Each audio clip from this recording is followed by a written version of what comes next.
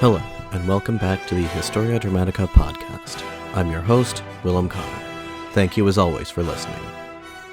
In the last episode of our series on the Meiji Restoration, we watched as the last of the shogunate-affiliated resistance was stamped out in Japan, and the young Emperor Meiji and his government began the work of the restoration in earnest.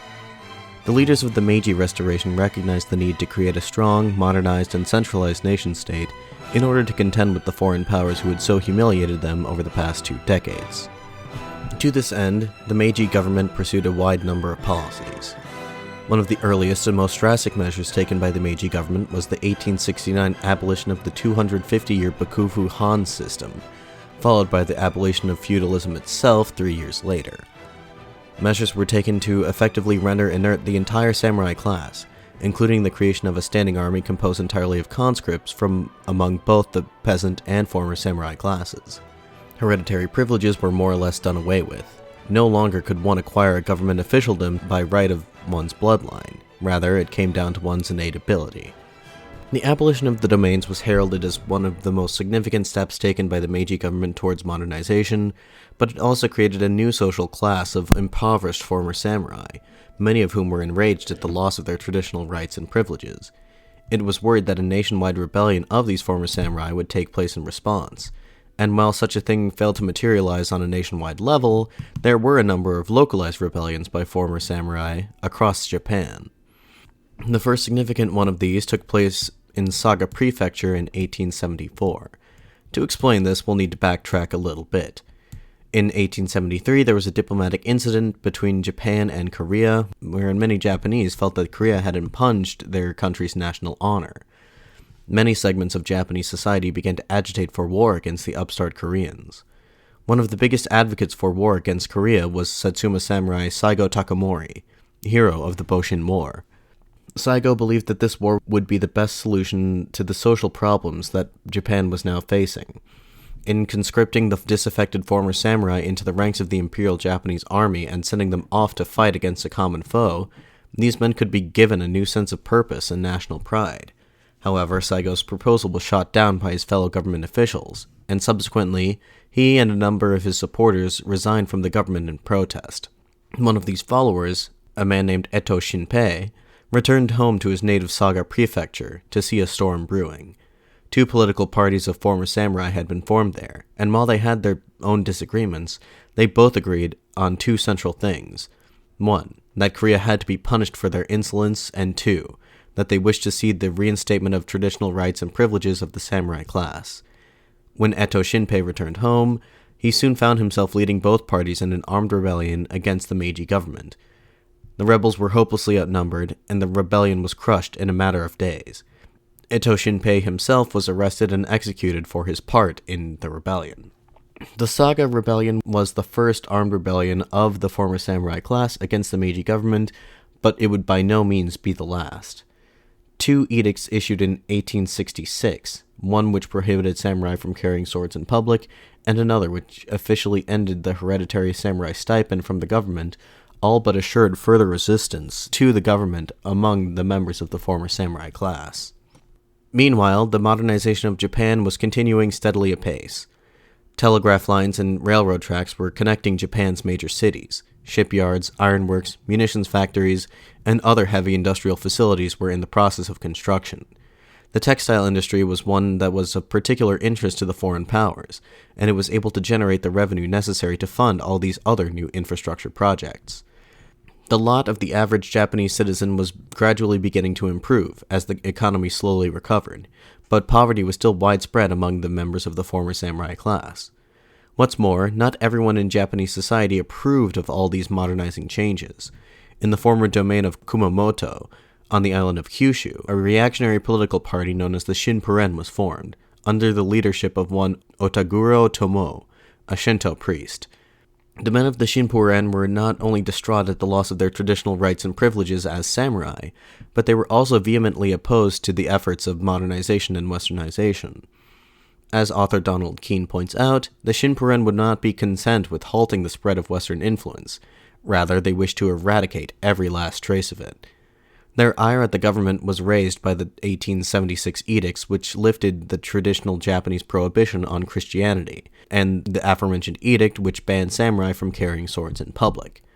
What finally pushed the men of the Shinpuren over the edge, however, was a rumor that Emperor Meiji was planning a trip abroad.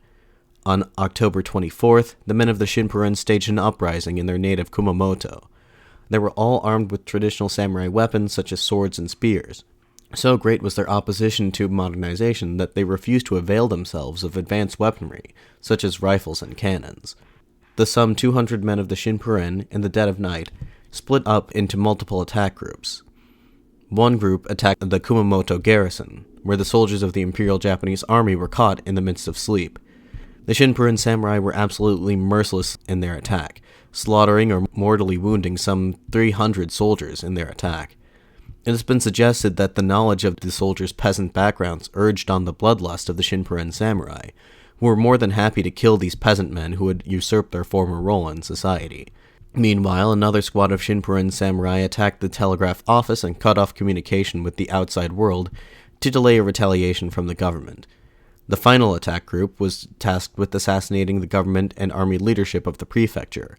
They attacked the homes of the governor, Yasuoka Ryosuke, commander of the garrison, General Taneda Masaki, and his chief of staff, Colonel Takashima Shigenori. They were successful in killing Takashima and Taneda, while Yasuoka was mortally wounded. Their houses were burnt to the ground along with the army barracks. At first, it seemed that these rebels, having acted with the element of surprise, may have been successful. However, it was not long before the remainder of the garrison at Kumamoto was able to rally a defense. The rebels, with their inferior numbers and outdated weapons, did not stand a chance against the soldiers of the Imperial Japanese Army. Over 200 of the rebels were gunned down in the ensuing fight. Many of the survivors fled the scene and submitted seppuku, their leader, Otaguro Tomo, among them. All told, 173 Shinpuren samurai were killed or committed suicide in the short course of the rebellion. Word of the Shinpuren Rebellion spread through the country quickly, and it ultimately inspired 2 further rebellions against the Meiji government. The first of these took place mere days later, in the former domain of Akizuki. This former samurai had been in contact with the Shinpuren rebels of Kumamoto, and when they informed them of their intention to stage an uprising, about 200 former samurai of the Akizuki domain decided to march off to Kumamoto to join them. The Imperial Army caught wind of their plan, however, and intercepted the rebel force as it was en route.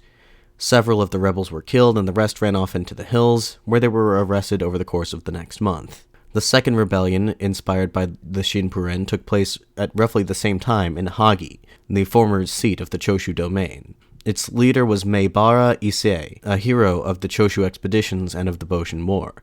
Meibara and 200 of his men planned an attack on the prefectural capital of Yamaguchi in support of the rebels in Kumamoto. However, the governor of Yamaguchi was tipped off to the rebels' plan ahead of time, and he called out the army. Realizing that the current plan was doomed, Meibara decided to instead take his men secretly along the coast to Tokyo, and once there they would present their case to the emperor and commit seppuku at his feet in order to prove their point. The rebels were frustrated in this attempt and were all arrested and executed. While the direct cause of these rebellions can be directly attributed to the recent actions of the government, some decision-makers in the government sought a scapegoat, and they ultimately placed the blame on Saigo Takamori. Indeed, some of these rebel leaders had sought out Saigo's support for their uprisings, which he refused to give them. But it cannot be said that Saigo was in any real sense directly responsible for them. Still, the Meiji government was beginning to look at the social conditions in the former Satsuma domain with increasing concern. Saigo had been keeping quite busy despite his ostensible retirement from the political sphere and his terminal illness. In June of 1874, he founded a private school on the outskirts of Kagoshima, former seat of the Satsuma domain. The students of this school were to be young former samurai, veterans of the Boshin War who had previously fought under Saigo's command. This school was much unlike those in the reformed Japanese education system, which was now open to all classes and provided a broad curriculum that included studies of Western subjects. The education received by Saigo students was a traditional samurai education, that is to say, studies focused on the traditional Chinese classics, on the art of war, and samurai tradition. The school, it has been noted, more and more came to resemble a political party in time. many in the former Satsuma domain were beginning to conceive of Satsuma as a more or less independent country, in opposition to the modernization efforts of the central government. Needless to say, these developments began to cause great concern to government officials, and they began to move to put an end to the samurai-led Satsuma separatist movement before it could begin in earnest. But they were already too late. In December 1867, the government dispatched an agent named Nakahara Hisao to Kagoshima to investigate the potentially seditious goings-on at Saigo's private school. It wasn't long before Officer Nakahara was captured by some students, who accused him of being a government assassin sent to kill Saigo Takamori. Nakahara confessed to this under pain of torture. Although he later recanted his confession, most everyone in Kagoshima believed that it was true. With tensions in Kagoshima already at a fever pitch, the government feared that armed rebellion was imminent. In early 1867, they attempted to remove the caches of weapons stored in the Kagoshima arsenal. This prompted a group of students to stage an attack on the arsenal to seize the weapons within it. Further attacks by students on government property resulted in the seizure of the city's munitions factory and naval shipyard, and the students promptly began to oversee the manufacture of new weapons and ammunition. As these disturbing reports began to reach Tokyo, the government then dispatched an official of the Interior Ministry, Hayashi Tomoyuki, to the scene aboard the warship Takao Maru. Hayashi arrived at Kagoshima on February 9th and met with the prefectural governor, Oyama Tsuneyoshi. Oyama was just as eager to defuse the situation as Hayashi was, and their first meeting aboard the warship was productive. However, as soon as the governor departed, 8 small wooden boats, packed to the brim with armed samurai, attempted to board the warship. The captain was able to maneuver the ship out of harm's way just in time, and the samurai fled the scene. Hayashi related word of the attempted attack on the Takao Maru to Tokyo, where it was interpreted as an act of war. The Imperial Japanese Army was mobilized, and some 50,000 soldiers were called up to march on Kagoshima to put down the rebellion before it could spread to other prefectures. In command of the army was Arisugawa Taruhito, under whom Saigo had served as chief of staff during the Boshin War. The Satsuma Rebellion had begun. There is no evidence that suggests that Saigo himself had any part in instigating this rebellion. In fact, quite the contrary. It would seem that events got too far ahead of him too quickly. Upon hearing of the attacks in the Kagoshima arsenal, he is said to have uttered a curse on the attackers. After the failed attack on the Takao Maru, Saigo met with 2 of his generals, Kinro Toshiaki and Shinohara Kunimoto, to discuss their next move. We've actually introduced Kinro before, way back in episode 2 of this series. He was one of the famed 4 Hitokiri of the Bakumatsu, that group of assassins who had carried out a campaign of terroristic assassinations in Kyoto back in 1863 in the name of the emperor. He, unlike his 3 companions, had escaped the executioner's blade and became a general in the army of Satsuma. He had won fame during the Boshin War as the man who induced the Aizu domain to surrender. Anyway, Saigo met with Kinro and Shinohara to discuss their strategy. Both of them advised Saigo to march on Tokyo straight away. Saigo had his gripes with the government, to be sure, but he was reluctant to go into open rebellion. But he also knew that at this point his men would not stand down. He felt he had no other choice but to go to war. Even as he led his troops out of Kagoshima, Saigo had no ultimate aim in mind, and no strategy by which to accomplish it. The army of Satsuma numbered 30,000 to the Imperial Army's 50,000. Half of the Satsuma men were students of Saigo's school, veterans of the Boshin War. The other half of Saigo's army consisted of former samurai from other domains across the island of Kyushu. As the army departed Kagoshima, the region was beset by a heavy snowstorm, the first such occurrence in temperate Kyushu since the soldiers of Satsuma had marched off to fight in the Battle of Toba-Fushimi 9 years prior. This was interpreted as a good omen. As Saigo and his army prepared for war, Army Minister Yamagata Aritomo sent a message to the commander of the army, Prince Taruhito. He predicted that Saigo might follow one of 3 strategies. Firstly, he may use his navy to launch a raid on Tokyo. Secondly, he might march on the garrison of Kumamoto to secure his control over the entire island of Kyushu. Thirdly, he may simply hole up in Kagoshima and bide his time until the other sections of the country similarly rose up in rebellion. Of these, Yamagata predicted that the second of the 3 scenarios was the most likely. He was correct in this assumption. Saigo's army crossed the border into Kumamoto Prefecture on February 14th. That same day, the emperor issued an edict ordering the punishment of the rebels. The Kumamoto garrison did not try to fight the rebels in the open field. They were outnumbered and, more importantly, greatly intimidated by the formidable Saigo Takamori. They holed up inside the castle and hoped to hold out against the enemy until reinforcements could arrive from the east. Saigo sent word ahead of the main body of the army to the commander of the government forces, General Tani Tateyaki, encouraging him to surrender. He refused. The first shots of the siege of Kumamoto were fired on February 19th, as a vanguard of Satsuma troops attempted to force their way into the castle only to be repelled. The rest of the army arrived on the 22nd, and once more they attempted to breach the walls of the castle, only to be repelled once again. Saigo and his army resigned themselves to a drawn-out siege. In their estimation, it wouldn't be too long before the defenders gave up, as their stores of food and ammunition had been greatly depleted by a warehouse fire 5 days earlier. As they took up permanent positions around the castle, thousands of former Kumamoto samurai defected to Satsuma, swelling the rebel army's ranks. However, the Satsuma Rebellion quickly lost momentum. Saigo's cause did not enjoy the widespread support of the masses that he had hoped to secure, likely because, as of yet, Saigo's stated objective was a vague aim to, quote, go to Tokyo and ask some questions of the imperial government, end quote. Saigo's plan had counted on him being able to reach Tokyo without any major military confrontation, and the prolonged siege of Kumamoto provided the imperial army with ample opportunity to dispatch forces to catch up with him. On March 8th, a month into the siege, the Imperial Navy captured Kagoshima, which Saigo had left undefended. By March 3rd, the main body of the Imperial Army had reached the outskirts of Kumamoto.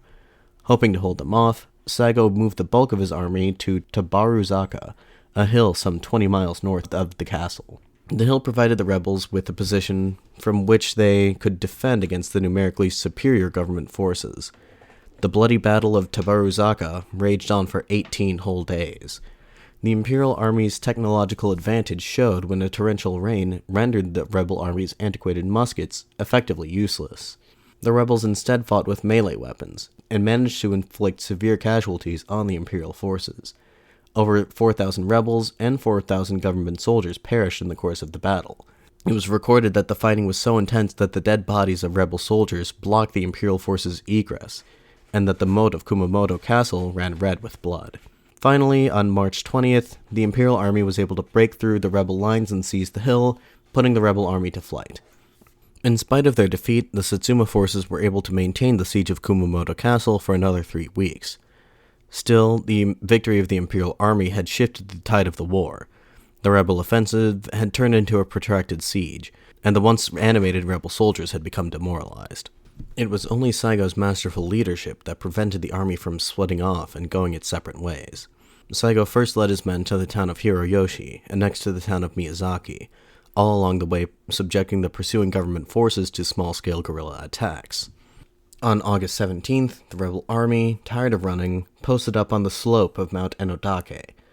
It was thought that this would be their last stand. At this point, the rebel army numbered around 3,000 men, against an enemy force 7 times their size. The rebels fought bravely, but they ultimately stood no chance. The vast majority of them were killed or committed seppuku before they could be captured. But, in the midst of the combat, Saigo and 500 of his most trusted men slipped out from Imperial lines and made for Kagoshima. Saigo snuck into the city, and after putting his final affairs in order, and bidding farewell to his 2 beloved pet dogs, he and his army took the hill of Shiroyama, a hill overlooking the city. Saigo's old commander Taruhito sent a message to him, practically begging him to surrender, but Saigo still refused. It was on this hill that he would make his last stand. The hour came on September 24th as Taruhito ordered a frontal assault on the rebel positions. Surprisingly, they were pushed back initially, but the defenders suffered grave casualties. Their numbers reduced to only 40, Saigo, along with his remaining men, lined up in battle formation and charged the enemy. Many of them were mowed down by rifle fire. Saigo, hit but still alive, was carried by Kinro Toshiaki to a secluded location where he committed seppuku. Kinro carried out his duties as the kaishakunin, the man who beheads one committing seppuku. He then took his general's head and hid it where he believed the enemy could never find it. Kinro was subsequently found by Imperial soldiers and executed. With Saigo's death, the Satsuma Rebellion ended. The Satsuma Rebellion traditionally demarcates the end of the period known as the Meiji Restoration. It was the last gasp of the dispossessed samurai class against the government that it felt had betrayed them. As historian Romulus Hillsborough writes of the rebellion, quote, "Unlike revolutions throughout history, including the Meiji Restoration itself, Theirs was not a rebellion to eliminate the old and create a new government. It was, rather, a battle to the death with the relentless and powerful tide of history, which had rendered their way of life, and indeed most of their cherished values, obsolete." End quote. For his role in the Satsuma Rebellion, just as much for his role in the Meiji Restoration and the Boshin War, Saigo Takamori has been lauded as somewhat of a folk hero in Japan, even to this day. Many see his brave, if misguided, rebellion as admirable. Emperor Meiji, for his part, despaired at the betrayal of one of his most loyal subjects.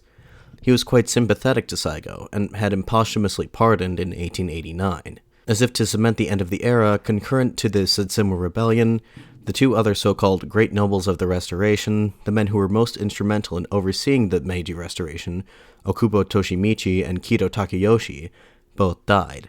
Kido succumbed to tuberculosis on May 26, 1877, and Okubo was assassinated by a disgruntled former samurai on May 14th. Coincidentally, the location of Okubo's assassination was mere feet away from the Sakurada Gate, where Regent Ie Naosuke had been assassinated nearly 20 years earlier. With the deaths of Saigo, Okubo, and Kido, a new generation of leadership had its chance to work its way into the Meiji government.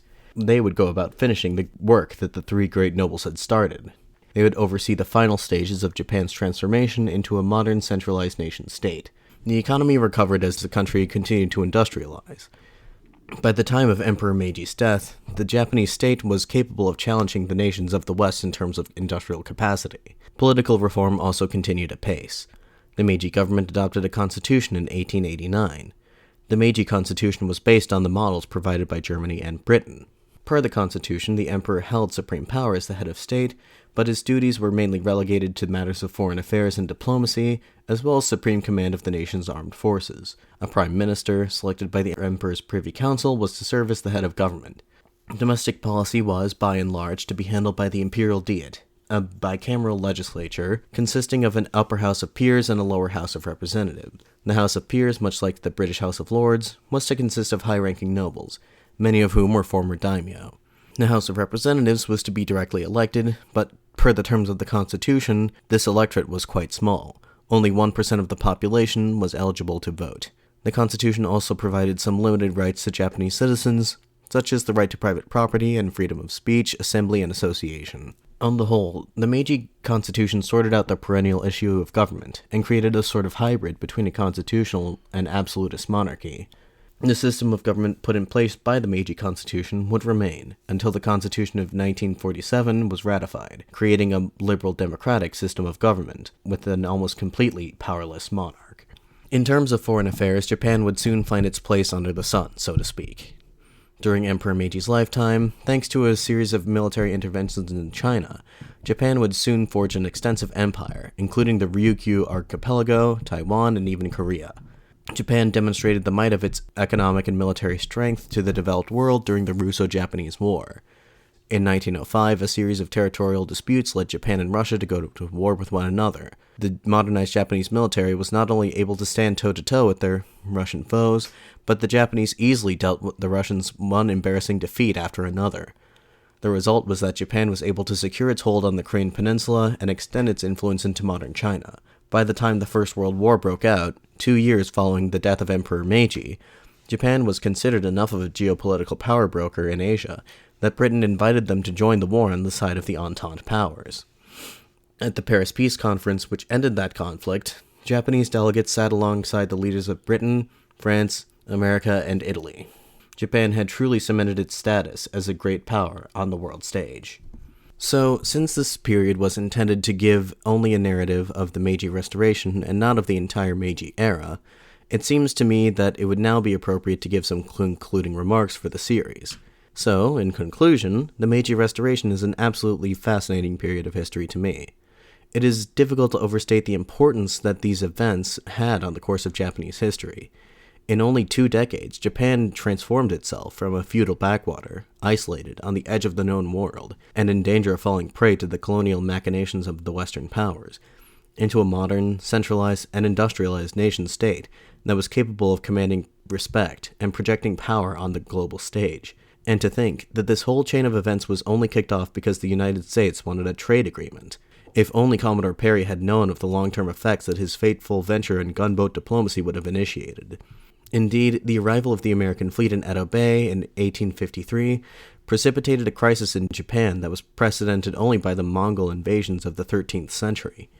Japanese society was deeply divided as to how to respond to the foreign provocation, with opposing camps rallying behind the emperor and shogun respectively. As we all know by this point, the Imperial faction ultimately won this power struggle, deposing the shogunate and restoring political power to the emperor.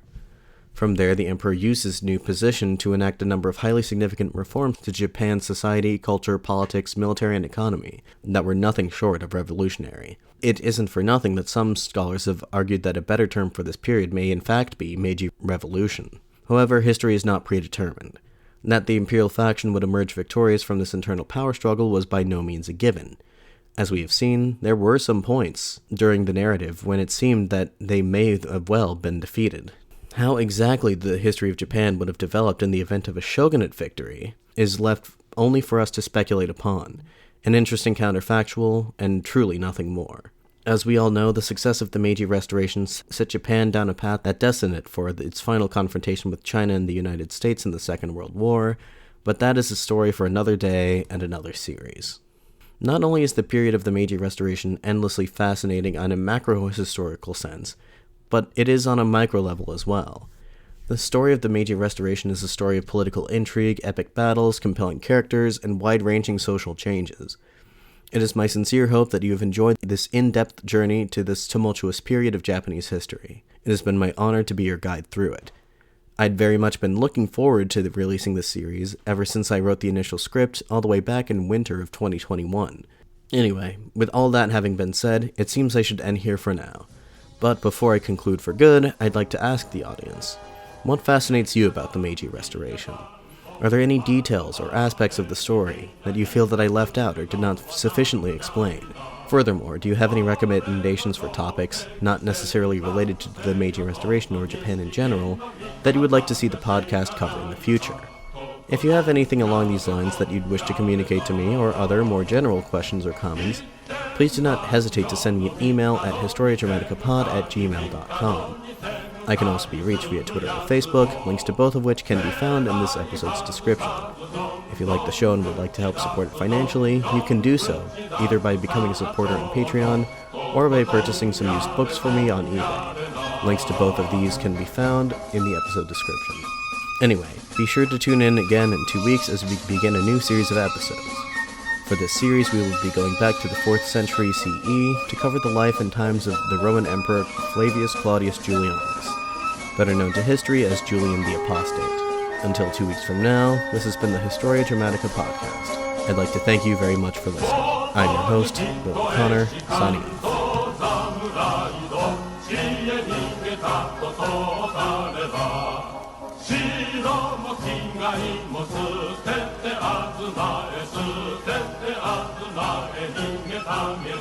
とことんやれとんやれな